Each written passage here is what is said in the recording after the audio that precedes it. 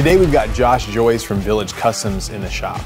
I've been a big fan of his work for a long time, and I was really excited about the opportunity going head-to-head with him on this rat rod build-off. So when Kenny called me, I really wanted to do a semi-truck. I've never had a semi-truck. I've built a bunch of stuff, and I wanted to be able to outdo what I've already done. So we bought an M56 military truck cab. It was a really rusty cab, but it had a good shape. It's a nice square shape. It resembles a 40s semi-truck. So the concept of this build is that we want a semi-truck to be able to haul some of our smaller rat rods out to the big shows. We can't get all our small stuff out there because they're just not big enough to be driven. This is something to really showcase what we can do. We built a semi-truck out of something that isn't a semi-truck, and it's just big, giant, and it's gonna be awesome.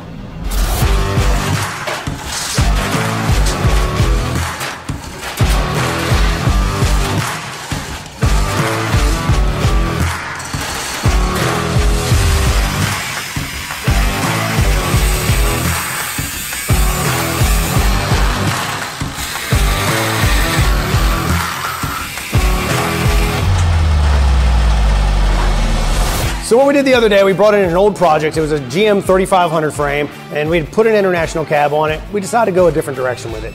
It was a good stout frame since it was a 1-ton frame, and it would be a good donor for what we're doing here. I like to use old parts, rat rod, but I had an M56 cab, and we set this up pretty high on it, and then we extended the back a little bit to make a little bit more room in it. It is a military truck, and they're a little small in the cab. So what we're doing right now, we're putting semi-wheels on it.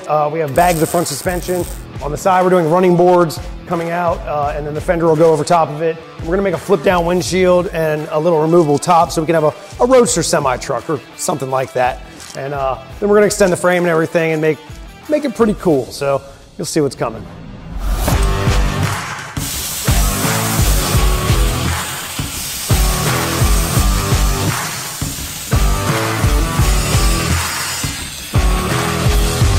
So M56 cab is actually convertible, but this one had a welded on roof. We decided to cut the roof off that they had welded in place. It was just heavy, bulky, ugly, didn't work. And we're actually gonna make it convertible again and make the windshield flip down.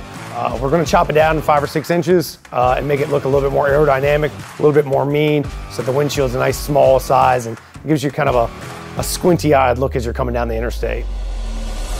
So this truck is convertible, and so the roof actually comes off and the windshield can fold down.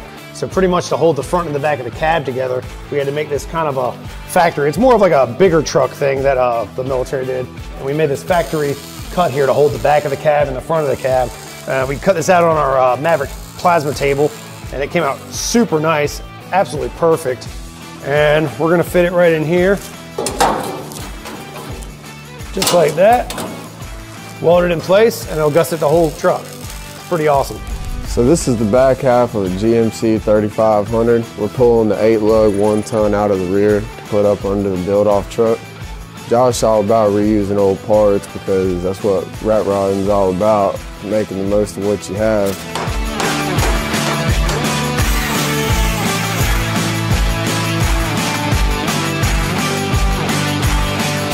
The truck has a giant hood on it, it's really wide. It was never meant to be a semi-truck, but we're gonna make it a semi-truck, so I'm making this big, huge grill thing. I hope it looks good, but pretty much, yeah, we're just gonna making it out of some like 3-inch flat bar, some angles, some tacks, and hopefully I sheared this thing right, and it might actually fit in there. We'll see. Rat rod grill, I like it.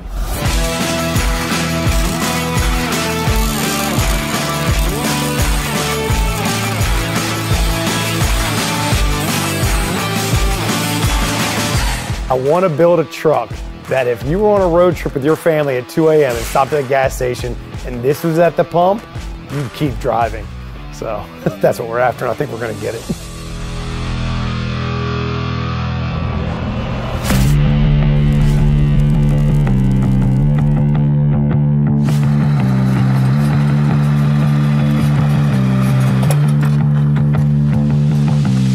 Today we're picking up the tank for the Roy Pitz Tanker project. We're heading up to Wit Lane to scour the fields and see if we can find an old used diesel tank that'll work out perfect for our beer hauling tanker truck.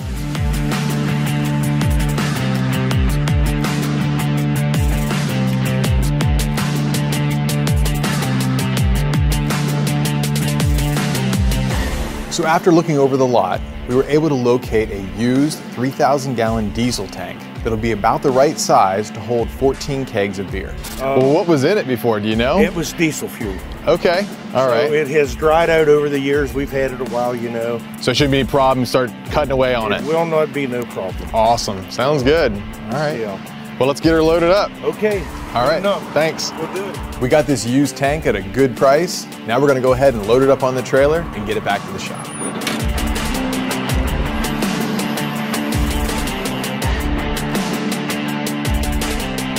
So the tank we got has been underground for, I don't know, 50, 60 years. And it used to hold diesel fuel. So when we drug this thing in here, it was rough. The cool thing was though, like the paint rusted out in the rings. It made a really neat design. Luckily for us, when we started to grind into this thing, those rust rings were actually etched into the metal deep enough that they stayed. So that's gonna add a really nice effect whenever we get this thing completely done with our chemical patina that we're gonna do. And it'll match the truck perfectly. This is gonna be one sharp rig going down the road.